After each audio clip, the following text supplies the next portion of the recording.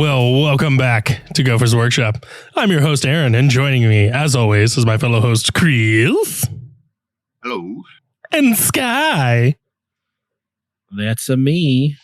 So, today, we're going to talk about a big topic that's not going to take very long. We're going to talk about... So, to clarify, I've said things over the last several episodes, videos, whatever, that I've kind of made some assumptions that everybody knows what I'm talking about. So I want to kind of clarify why I have some of these views. It will also kind of help. We're going back to like high school here. It'll kind of help you all also understand not only where I'm getting my perspective, but also how some of the information you're getting on the internet that never tells a lie might not be fully accurate. It's not that it is inaccurate, but it turns out when we're dealing with like numbers and win rates and whatever else, like it's all really easily manipulated. So you have to kind of understand where they're getting their information and then how to kind of interpret some of that, because the numbers aren't just the numbers. The numbers are already manipulated before you see them. And then you have to understand like how they're manipulated so that you can understand why that number makes sense. So in essence, dear listener, we're doing this episode because Aaron doesn't understand European meta versus North American meta. Yeah, and that's kind of what it boils down to, really, is just the EU versus North America, right? The reality is we're all playing the same game technically, but as much as that's true, we're not actually playing against the same lists and the same play styles and the same like balance is the reality of it. Obviously, we all have our opinions on what's best, and that's fine. But for the most part, the European meta, while it has a little bit of everything, they lean way more towards MSU, which is multiple smugglers. So you have like a bunch of 5-man assault intercessors that are spammed like 4 deep in Europe that you would rarely see in the North American meta. Yeah, no, I don't do that. Bad. Right. It's not that they're bad, but also in the American meta where we have like death blobs and all sorts of like crazy wombo combo, whatever, like those wouldn't do much. Yeah, they could out action us, but it turns out a brick of sanguinary guard blade guard with a Judy would basically be unkillable by a good amount of that MSU list, if not the entire list. So it's not that it's unkillable, it's that they're trying to out action each other. But it turns out when you have MSU go against MSU, well, the game feels pretty balanced and we're going back and forth and we're both scoring well, and this is great. But also like it's a lot of that little stuff. So there's also other little things like most of Europe uses WTC scoring, which is to say differential scoring, whereas most of North America uses the ITC, which is not differential scoring. It's like hard, like numbers. It creates a bunch of little variations. And the reason all of this matters is because when you go on the infallible internet, you start to find like, oh, but the win rates are crazy high for Eldar right now. And the win rates for AdMech are awful. But then if you go to like a lot of people use something like MetaWatch. MetaWatch is great for certain things, right? But they lump EU and North America together. They're just like, nope, here's the week of information and GTs and whatnot. Okay, well, now that your win rates are global, arguably you get some like good information, right? But you still have to parse that out, because it turns out if you break their own page down by North America and by EU, well, it turns out Eldari are doing great in Europe. Why? Because they're MSU oriented. It's not that they don't show up in the US events, but also they're not doing as well. But AdMech, which have an awful win rate, it turns out just this last week, they got top 3 in like 4 different events. But it turns out they're all in America. Why? Because it turns out AdMech are awful at MSU right now. Yeah, they're cheap, but they are so needing that synergy and that combo in order to be like playable that in America, AdMech actually don't do so bad.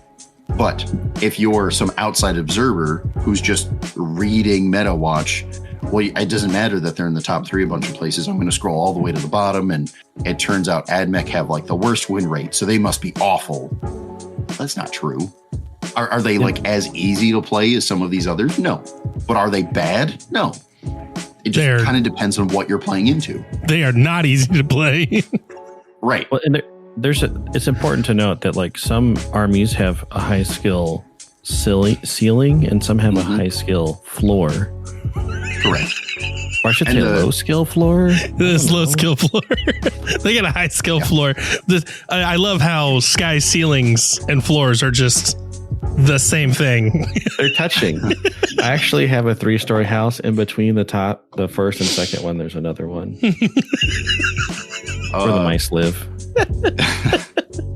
But anyway, so there's a whole bunch of information here of like, if you don't parse out the information you're given, then it gets very skewed. Another very popular person, and again, to clarify, I don't care if it's MetaWatch or whatever your favorite YouTuber is. I'm not saying the information they're giving you is wrong, right? I'm not even saying it's right necessarily either, but what they're giving you information that is technically true, but whether it's intentional or unintentional, numbers are so easily manipulated that if you don't have the raw data yourself, if you don't parse out how they got there, the number isn't actually clear as to what it's telling you. So an extremely popular YouTuber, we're not plugging or whatever else, but the reality is Auspex Tactics. A lot of people listen to his information. He put out just a couple of days ago a video of like, oh, here's the win rates and here's the top doing armies and this and that. Turns out all of his numbers, for the most part, all of his numbers match MetaWatch. Well, that means his numbers are accurate, right? Technically, yes. But also MetaWatch is mixing the European meta and the North American meta. So as much as that's true, even there, who's like, I'm just a guy who hasn't played 40K in like 2 months, right? But I'm just curious about how it's doing. I'm going to go watch Auspex. Well, now that I did that, the only thing I know, I don't have any breakdown. I don't have any top 3 numbers. I just have the breakdown of win rates. AdMech are awful. Well, I'm an AdMech player. I'm not going to come back right now because they're not doing so hot.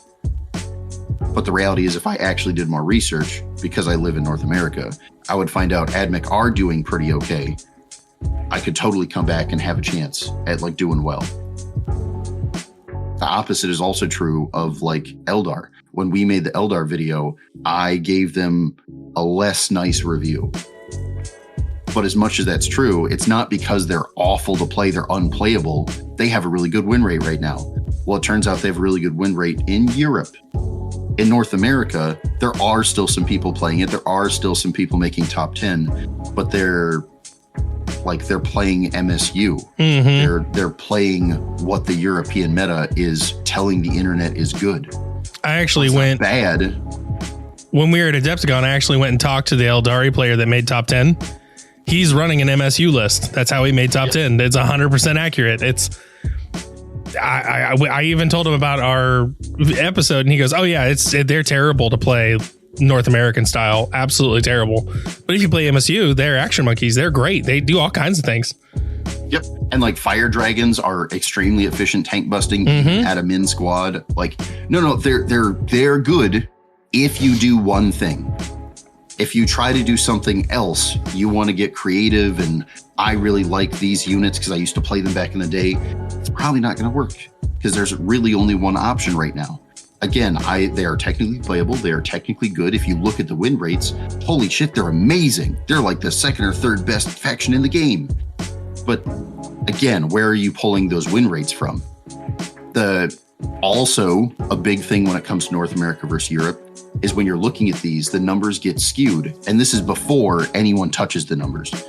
But the numbers are already skewed because it turns out across Europe, they have way more events than North America does as far as like GTs. 4 or 5 round events plus. They have way more than us. The difference is in America, while we have less GTs than they do, we also have way bigger GTs.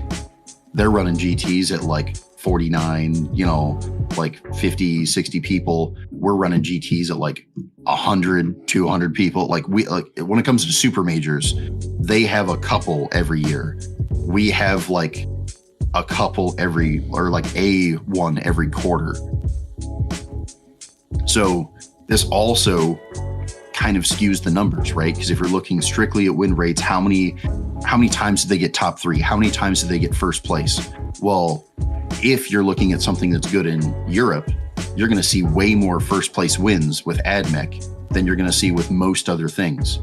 But if you're in America, well, it turns out the first place win with Custodes is actually kind of more impressive than the Eldar, because while Eldar have the bigger number, they only had to win 3 rounds or 4 rounds in order to get to, like, I got a first place win. That Custodes player had to win 6 or 7 rounds in a row. Like, it's not even that people are skewing numbers to try to trick you or anything like that, right? These are factual numbers, but they are skewed from the minute they're put on the page because nobody is really breaking down the difference or treating them differently as the European meta versus the American meta. So you really have to kind of do a little work yourself to go to MetaWatch or, you know, whatever else in order to, okay, but what's the American meta doing? That's where I'm playing, so I need to know what they're doing, not what the world's doing. And arguably the same thing goes with, like, if you're in Europe, it's the same thing. You should be going to MetaWatch and being like, hey, they're saying Eldar are great right now, and they're also saying Deathwatch are great right now, but also it turns out Deathwatch are way more useful if I was playing in North America. As far as the European meta is concerned, Deathwatch are still good, but they are way less good. I should be playing Eldar, not Deathwatch or whatever else, right? And that's assuming you like have both of those factions. Obviously, if you play your faction, you don't need to change factions to win. Put in a little extra work, you can win with anything. AdMech has proven that really, literally this last week. I don't care if the world says it's bad, you can still totally win. But yeah, so there's a whole lot here. It kind of breaks down to this European versus North American meta. And like I said, we're kind of going back to high school, right? Like we all had a English class or whatever else to where they're trying to teach you about like journalism and fact checking and all this other stuff. It's still important. You can't just watch your favorite YouTuber and listen to them when they say, oh, Eldar's doing the best right now, or Deathwatch are the best option, or whatever else, and just take them at their word. It's not that they're inaccurate. It's that if you don't know how they're getting that information or why that information is true, it's not actually useful to you. It's entertaining. I'm not saying don't watch their videos. Like, absolutely watch their stuff. Get information. If nothing else, understand that the internet is saying X so that you know what to research to find out why. So I can go a little more into this. I think we're going to do a shorter episode today. So before I get to some goofy nonsense, why don't we hit that mid-break?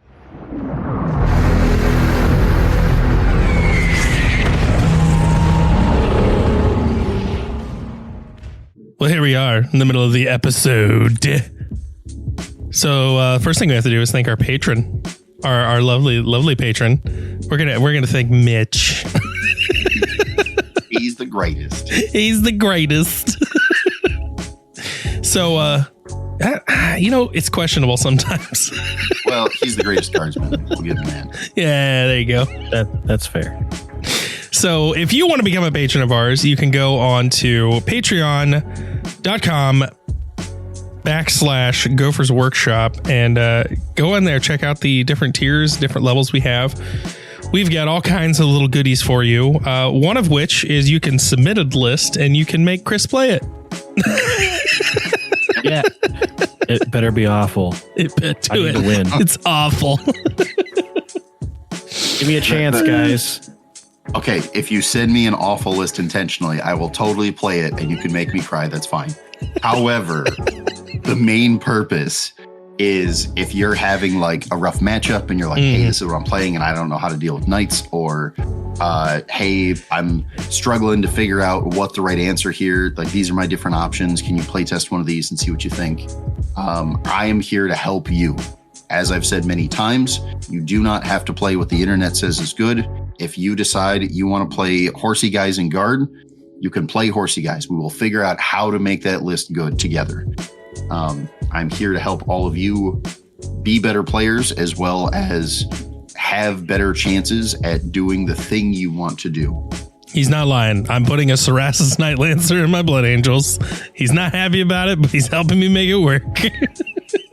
If you're willing to put in the extra work and practice and knowing that that list is going to be harder to play, it's like less forgiving because you have less units, things like that, I'm going to help you do it. So there you have it. With that being said, what's new in the world of Warhammer? What do we got? So we've got a bunch of stuff. This is the first time in quite a while, holiday kind of impending, that we don't have releases this week.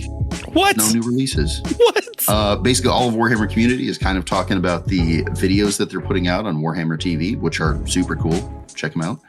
But there's no actual product release.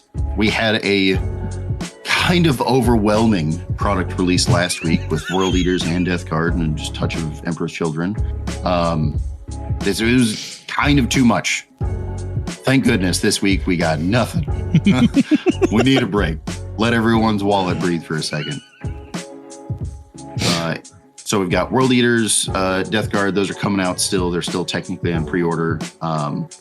Most places are probably already sold out, but we still have some codexes and I think some combat patrols or something. We've got some Battle Force boxes for the World Eaters, and we've got some Death Guard combat patrols still left. Very nice. But yeah, this week there's actually not a ton related to new releases. With that being said, we've gotten the leaks for pretty much all of the codex for both World Eaters and Death Guard at this point. I've done some reviewing on those. We're probably not going to do a video because I want to kind of get the codex in hand so I can double check points, because points are the thing that I don't necessarily trust the internet on. So we're going to, once we get those in hand, hopefully early next week, I'll be able to, next week might be the review of World Eaters or something like that. While we're doing that, I also want to scratch your brain in that episode, not now, about everyone complaining and boycotting World Eaters right now. Oh no! Already I've seen this before. They're going to get banned. They don't have Sustain 2. They're not going to get banned. It's fine. No. The reality, You got to keep your opinions till next week. You got to keep your opinions till next week. I'm going to scream. Okay. I know. That's why I did it. It's all over Reddit right now. I know your feelings about Reddit, but it's all over the place. And you got to save the juicy content for next week. No one can trust Reddit ever. I'm so ready for orcs to not be the problem. I want to go back to just vibing with my fungus boys. Oh gosh. Well, do we have anything else in this lovely little mid break of ours that you want to spout out to our fans and listeners? As always, gophermafia.com. All of our GW product is 15% off all the time. If you don't see it on our site, shoot me an email. I will special order whatever you need, still get you 15% off. Speaking of fungus boys, I still got a ton of Rekka crew. So if you need them, tank busters and breaker boys, which are, I'm not going to say an auto include, but they're basically an auto include. I still got plenty of those for you. They so are. They so are. With that being said, let's go to the last part of our episode. I'm trapped in the mid break. I need someone to help me escape.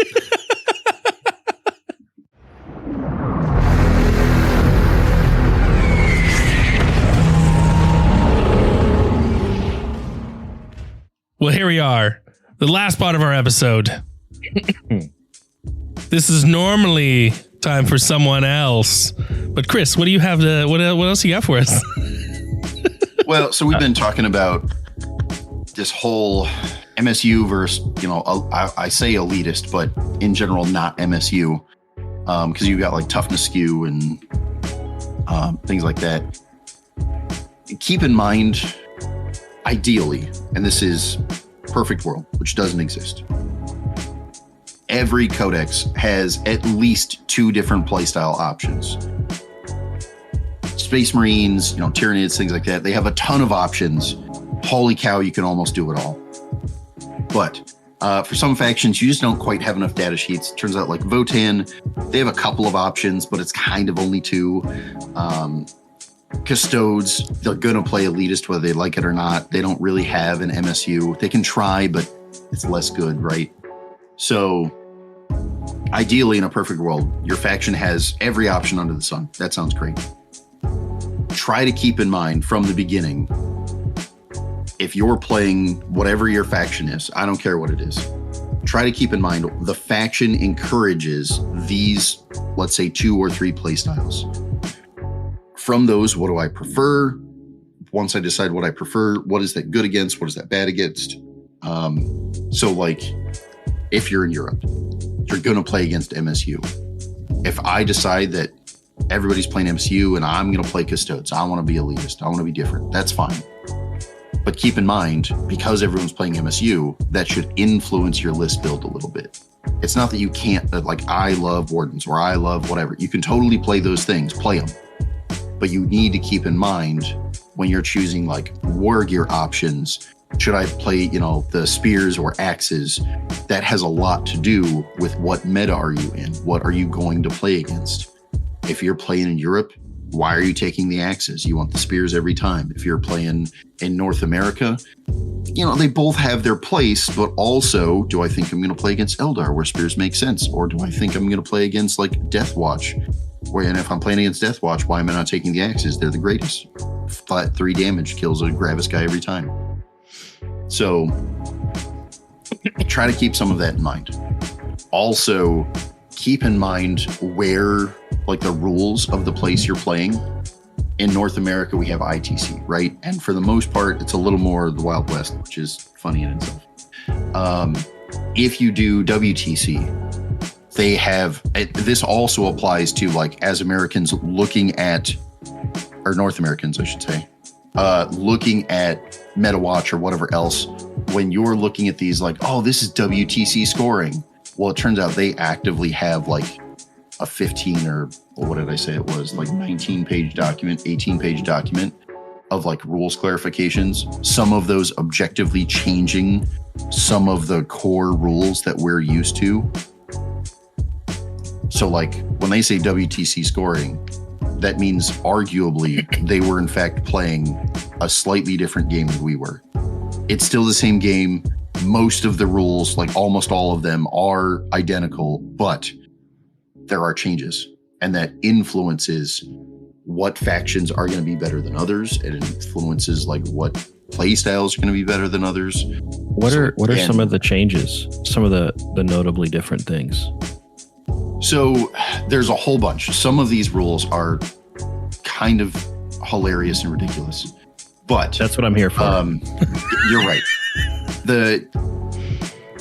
From the competitive side, WTC has a ton of rules that are supposed to influence, as they say, the behavior of the player. They're not even necessarily intended to change the rules of the game, but they're like basically warning everybody, hey, if you do these things, we think that's kind of shitty and we're going to penalize you for them. If you're playing ITC, it's not that you wouldn't necessarily get in trouble, but also if you're technically correct, they're going to give you a warning, but let you get away with it. WTC is, I don't want to say more casual because that's not fair to them, but they are clearly indicating that like, no, we care more about the way you're behaving than we do about who's technically correct. So that's, I think, the biggest thing The second biggest thing is differential scoring versus not. WTC loves differential scoring, and they basically do that all the time. Whereas ITC rarely does it. It's not that they don't, right? Even WTC sometimes doesn't, because each individual event can kind of make their own choice to some degree. But these are another thing to keep in mind, because when you see, so-and-so wins in America, they could have won because they had several 100-point games and they totally smashed their early opponent because of random pairings or whatever. Whereas WTC has differential scoring, which still kind of works that way, but is, as far as tiebreakers and things like that, it is technically different. I don't want to go over the whole document. There's, again, 19 pages of absolutely wall-to-wall text. It's crazy. But there are a couple of funny rules. So the one that stands out the most, mostly because there's a picture, under behavioral things for WTC, they talk about wave serpents and how if you use the little front prongs to protect a model by doing two wave serpents together, or a wave serpent versus the wall, if you make something unchargeable, a friendly model unchargeable, you're going to be in trouble. Technically, the rules absolutely allow for that, right? So if you're in North America, arguably you can get away with that.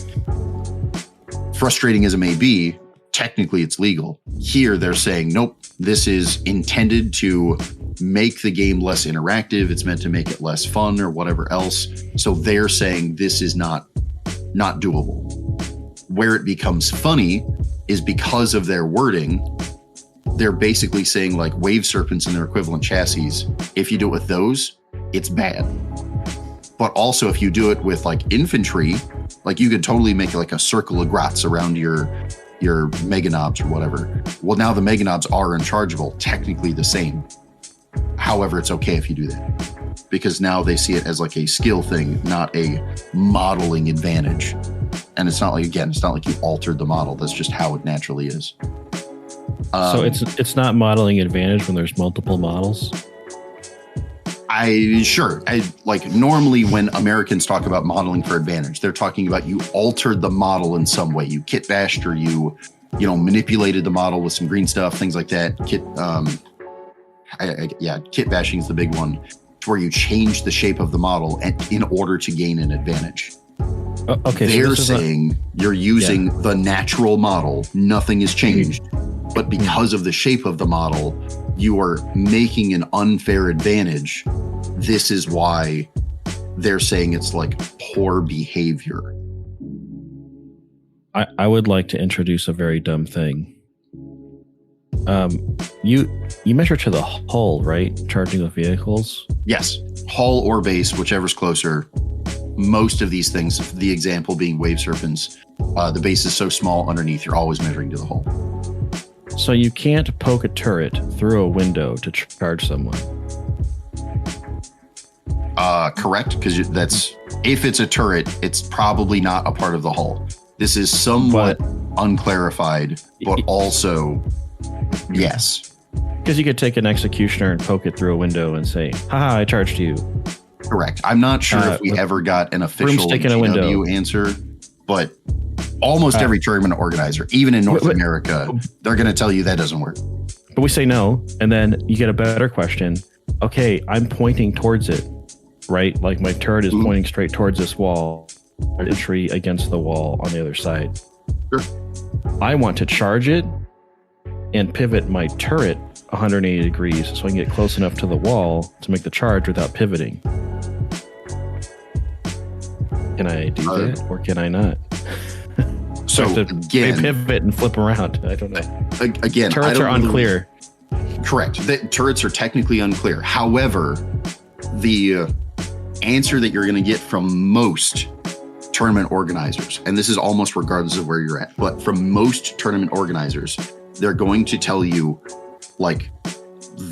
if you can move it in a real amount, if it wiggles a little bit, maybe not so much, but a turret where you can fully pivot it and switch it around and take it off the model without breaking it, those parts probably don't count as the hull. And the rules say you measure to the hull, not any part of the model, specifically to the hull. No, I get you. Now, again, is the hull clarified what it is? Technically, no. But if you're able to move the piece so much that you could like easily take it off without breaking the model, it's probably not going to count. A really bad example is like a Vindicator. The stub gun on the front technically wiggles. So some people are going to argue that that's like a weapon option that wiggles, so it doesn't count. Most people are also going to, playing against that, are going to argue you can't remove it. That's like a fixed piece. I totally can measure to that. And that creates like a whole inch difference. There's more though. Not to go down this whole rabbit hole forever, but like some of the little hovercraft that AdMech have, which is it's more relevant. You drop the ramp. It's definitely part of the hull. It's not an accessory. But now now it's closer. Or let's just say you didn't even move it during the game. So I usually in real play, we don't like open doors and do crazy stuff. It's more for like thematic fun play, right? Like, look, the Gorkanaut opens its guts and all these dudes jump out. Like, okay, in reality, it's on a base. We're just doing it based off that, right? Yeah. Some things aren't on a base, like the AdMech transport. If you started the game with the ramp down, that's one. But now you're playing with a model that's like an inch longer, right? Which is relevant. What if you want to block that hole between the two buildings that is an inch longer gap? All right. Okay. I'm gonna take your exact argument. I'm gonna ramp it up to 10 and talk about a future release that I am losing my mind over. Is it drop pods? It is that exact thing with drop pods, right? I am telling you right now, I think drop pods are way more playable than they give them credit for. They're an extremely cheap unit that is surprisingly tough for how cheap it is. Also, it has OC, so it's an action monkey. It's crazy. It holds objectives. It does actions. It's nuts. That being said, right now, we're in this gray area that we've been for like almost every edition. When you drop your drop pod, do the doors have to be closed? Do they have to be open? Like, can I half and half it? Can I change it throughout the game? This is awful. 45 degrees. We're in a terrible place as far as clarity is concerned. However, we are in like the optimal place for taking advantage of the model. When I want the doors closed, I close them. When I want the doors open, I open them. Because most tournament organizers are basically saying, I don't give a shit.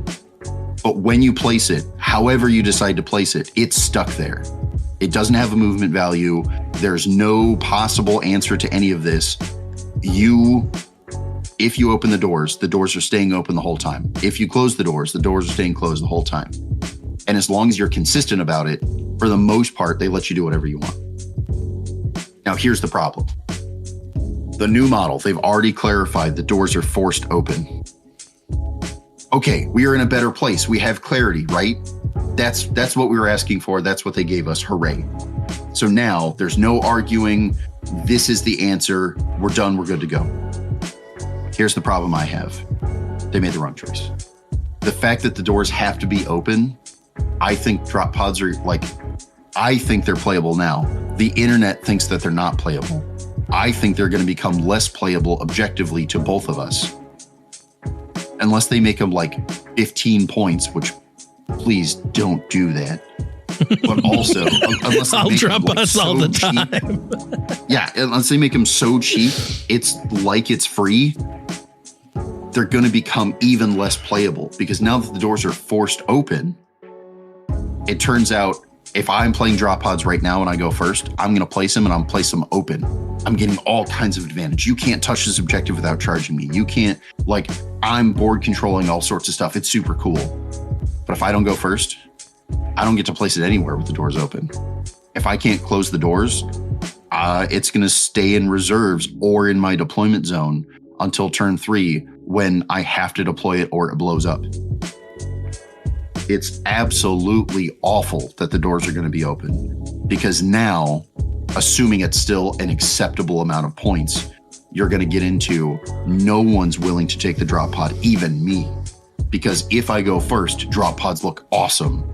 Not unless if I don't go first, they are unplayable garbage. Yeah, not unless they get some kind of crazy rule like they can ignore infiltrators, or they can go 3 inches away from a bunch of other stuff, or like something. Yep. And again, you're right. They could totally have a rule of they get to deep strike within like outside 3 instead of 9, as long as the unit that disembarks also is like outside 9 or something. Like, yes, there are ways that we could make this more possible. And I hope they think ahead on that. But assuming the rules don't change, it's going to be way less playable. Yeah, I also want to leave this hanging in the air. The fact that they're being sold in pairs makes me highly suspicious. You're right. And when I found out about that, there was we brainstormed a bunch of stupid ideas, right? I'm prefacing this whole section with, we don't know what we're talking about. But if they're selling them in pairs, there's an argument to the data sheet becomes 1 to 2. Is that indicating that we can get more? Sure. Is that an indicating of like, we're going to start manipulating transport size? Well, what if it turns out you can take 2 drop pods, and as long as they like drop within, 3 inches of each other or whatever, you can disembark 1 unit from both of them so that you're effectively doubling the transport size. Wouldn't that be crazy cool, right? Not take this big giant Death Guard blob of Gravis guys and still have enough room to like, that sounds really cool. They could do a ton of cool things here. I hope they do some cool things. But as much as I hope they do that, I'm still saying I hope that they give it a rule that makes it playable.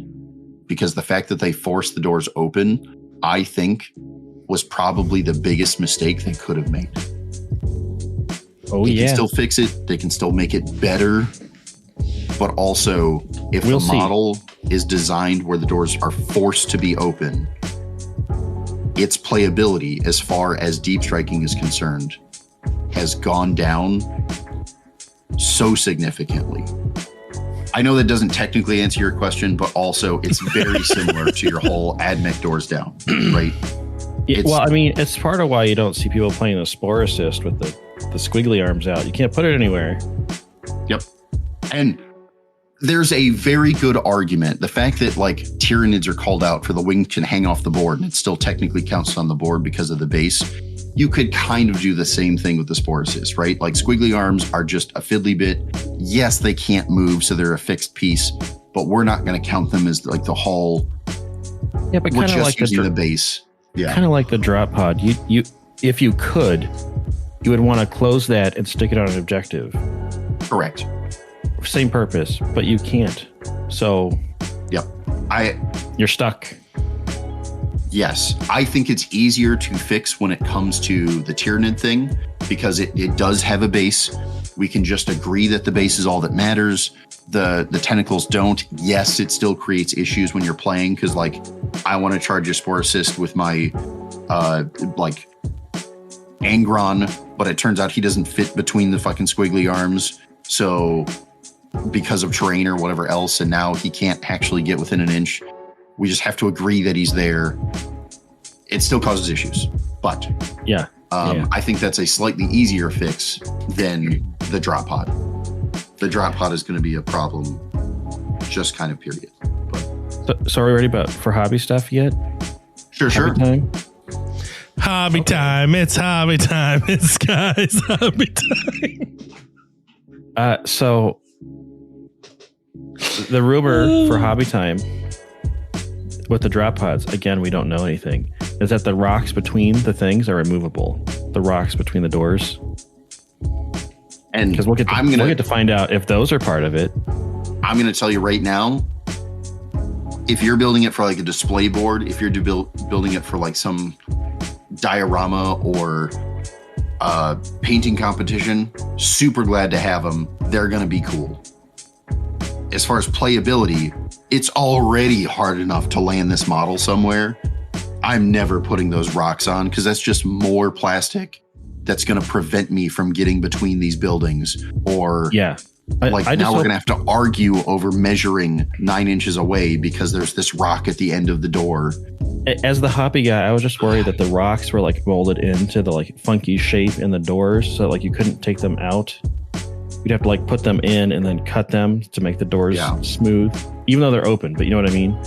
Yeah, they are removable, which is good for us as hobby. Also, there's an argument, though it's just going to create more argument of like you could magnetize all those rocks. So like you could take them off when you're playing and put them on when you're display boarding, and that's talk about magnetizing a weapon option. I got these rocks. If you could magnetize pocket sand, magnetize tactical rocks, that's literally what's happening. GW's tactical rocks are now magnetizable. I got your pocket rocket right here. Bam. Speaking of which, what hopping have you done this week? Not a ton, but I signed up for Midwest Conquest, and now I got to figure out what the heck I'm doing with my orcs. So I think yesterday we plowed through building a bunch of tank busters and breakaboys for my Orky MSU list, which is totally not relevant to this video in any way, or podcast, whatever. It's both. Yeah, I'm watching Aaron on his camera, so to me it's a video of Aaron hanging out in this room. But anyway, so I'm running this MSU list of bully boys. I've got like no buffs. I got enhancements. I'm running no knobs. I have mega knobs, 2 pairs. But anyway, the point is that there's 3 tank busting units and 2 breaker boys units, and we needed to build some so that we could run it. And it's going to be goofy. It is. I think it's very playable. It's good. It actually has good damage output, which not all MSU lists have. But it is. You're right. It's absolutely a side grade, weird take on orcs. It has 10 war bosses in it. Yeah. 2 trikes, 2 beast boss, 3 beast boss on Squigosaur, 3 war boss. Yep. Most of them aren't leading things, except for I think the trikes might lead bikes, depending on what I'm going, depending on how the matchup looks, right? But it's very goofy. Yeah, I got to get those built up and painted and ready to go, because I got 1 month ish. Yeah, less than actually. It'll be fine. Yep. You'll be all right. But I haven't done much else besides that. Not this week. I have been gawking over some of the Space Wolf models that got teased. I don't know very much. I really like the guy throwing the hammer, because Yeet and Hammer makes sense. I kind of want him to have an axe option. He probably doesn't. He doesn't. He is Thor. He has a hammer. He gets to throw it. It comes back to him. He is. Yeah, Thor. But you could totally do a God of War conversion on him. It would be so easy. You're right. Absolutely, you could. Okay, God of Dead. So, as a Space Wolf player, I'll explain some of these. In general, first off, they all look great, right? No complaints. They look awesome. What's really funny is this is one of the best times to kind of example the fact that when it comes to hobby kind of goofy whatever, orc players almost always take the cake, right? They're kit bashing everything and looting this tank and whatever. That's true. It turns out a very close second, and there's a pretty big gap after this, but a very close second is actually Space Wolf players. We love all the weird bits on our models, the little, necklaces and the furs and this and that. So with that in mind, these models are super cool looking. They've got a bunch of details. They're not vanilla Marines. And that's our favorite part. Arjack. Full of character. Correct. Arjack specifically is arguably the most boring. And I say that because his current model versus old model are very similar. We didn't reinvent the wheel here. We gave him some nice updates. He's true scale. He's got a different hammer head on there, so it looks a little nicer and it's got more detail to it.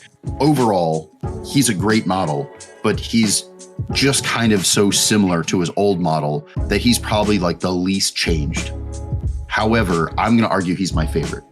he's one of a handful of models in all of Marines everywhere that have actual battle damage on his armor. It's such a subtle touch that is my favorite thing. He looks awesome because of that alone. I actually think he's my favorite. It's another thing that if you looked at the leaks, you probably like skipped over that and didn't even notice. I encourage you to go back and take a look because he is arguably fairly vanilla because he's so similar to his old model, but it's the little details that they added that make him actually the coolest one. Everyone's talking about Logan Grimnar.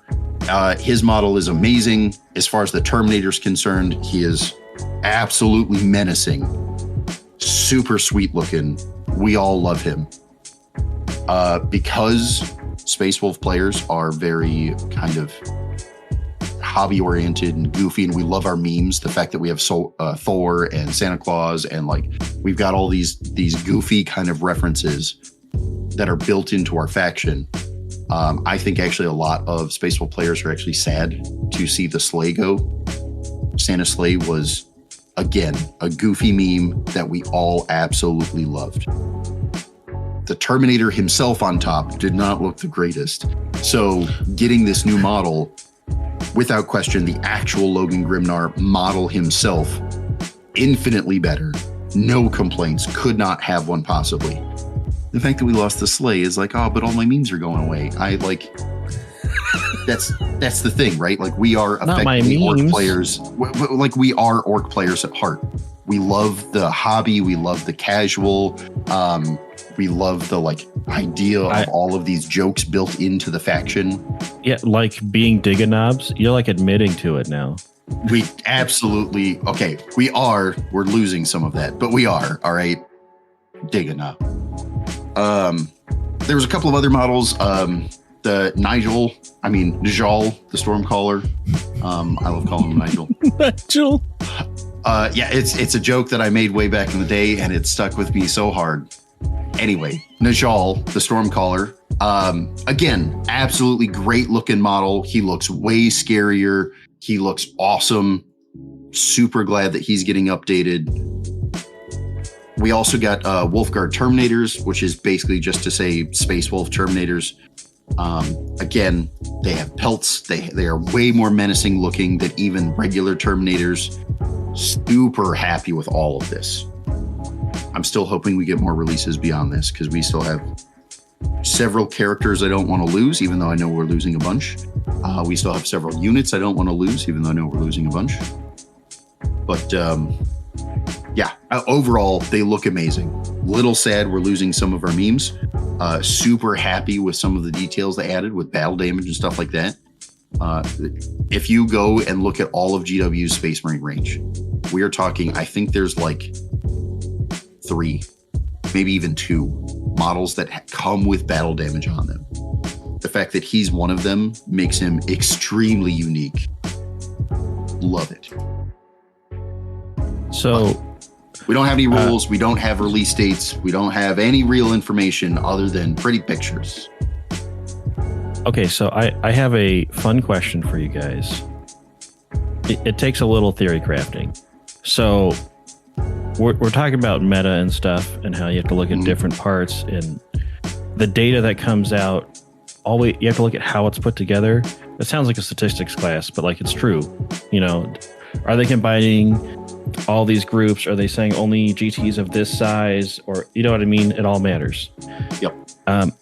I think instead of meta watch, we should build a meta swatch. So for lazy players like me, we can just reference the colors to the army we're playing against and decide if they're broken. So like if they're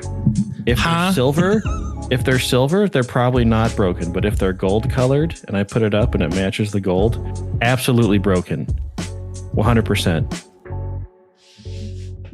I'm lost. So What? I'm saying that Custodes is too powerful and we need like an easy way for new players to tell if the opponent playing gold guys is bad. It's a meta swatch. Do you know what a swatch is? Yes, I understand the reference. I paint my things gold. That's not going to work. I think it totally works. Blood Angels are broken. Swatch proves it. Okay, but so here's the thing, right? You're wanting to boil down MetaWatch into a color pie for easier reference instead of reading numbers.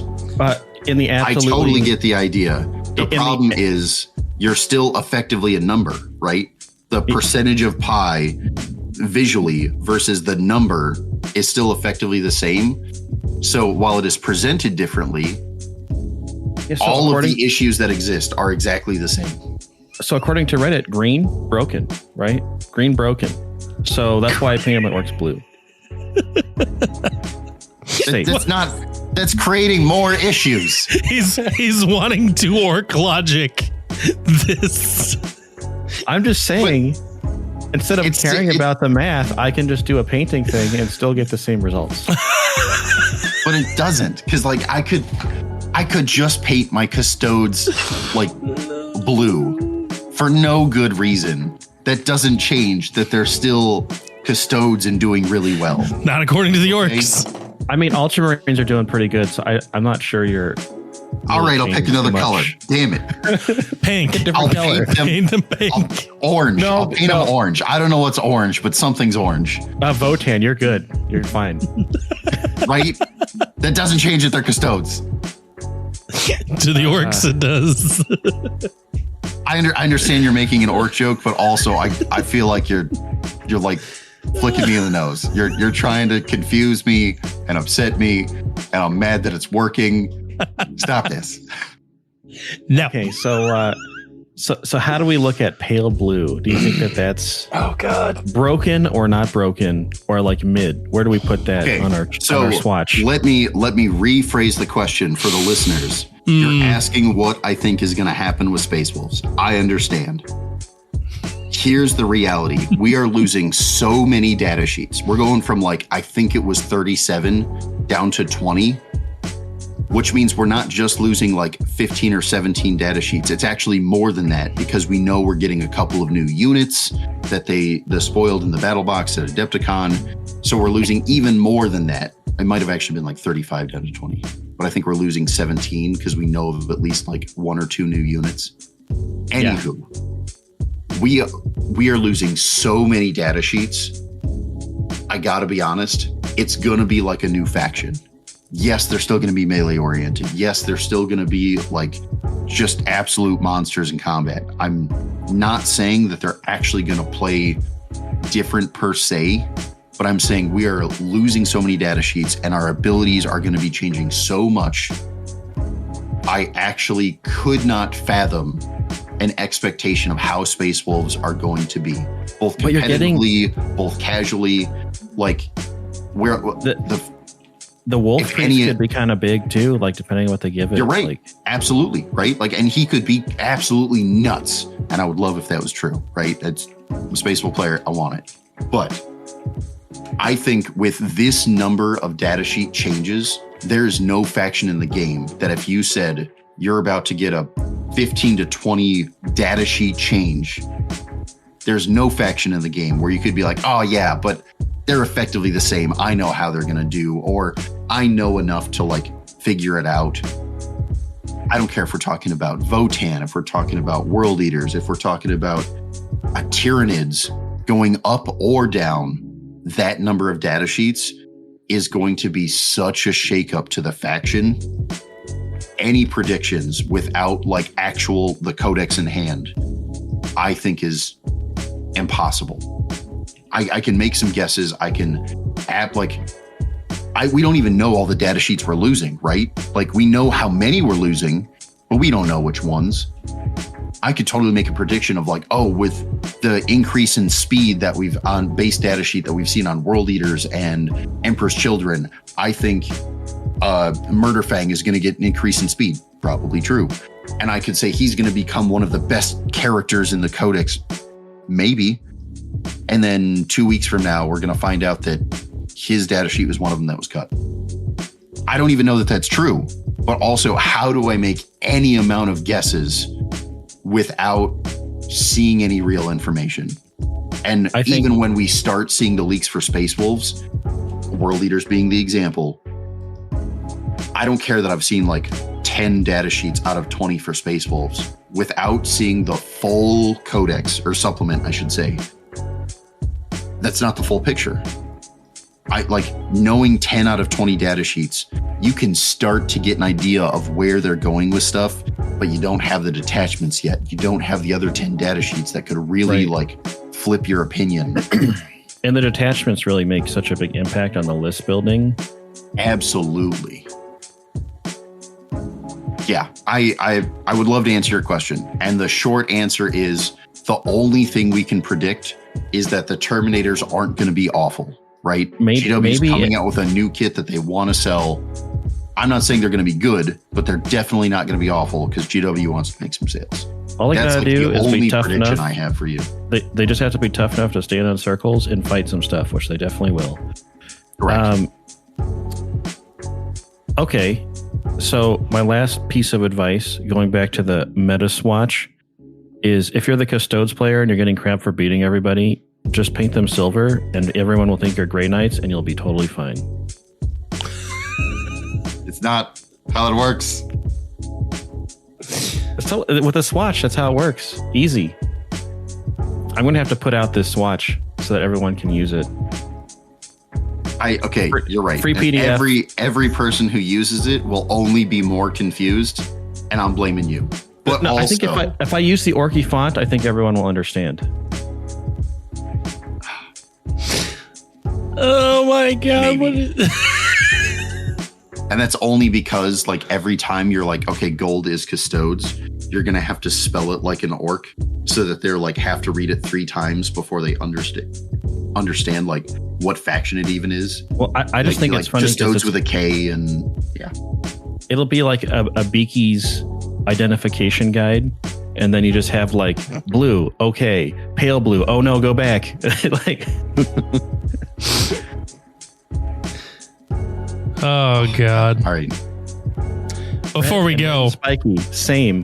Before we go, I have a gift for Chris and chat. You have to look at it. Okay. Oh, wrong chat. I understand. Are we going to get to see it? Wait.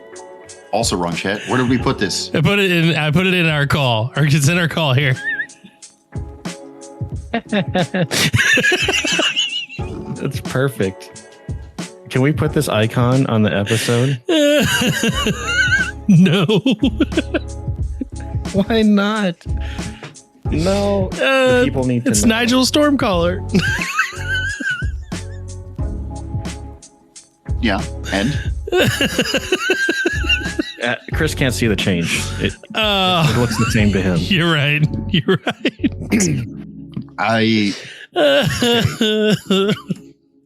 I'm still lost. I'm not finding it.